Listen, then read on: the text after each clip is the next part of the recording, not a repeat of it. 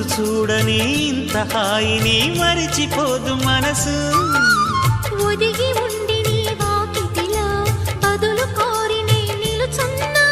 దారి తెలియని చీకటిలో వెలుగు చూసి కాదంటానా.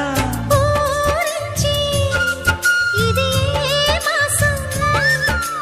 ప్రేమించే ప్రతి గుండెను అందెల సందడి చేసే హేమంతం ఇది.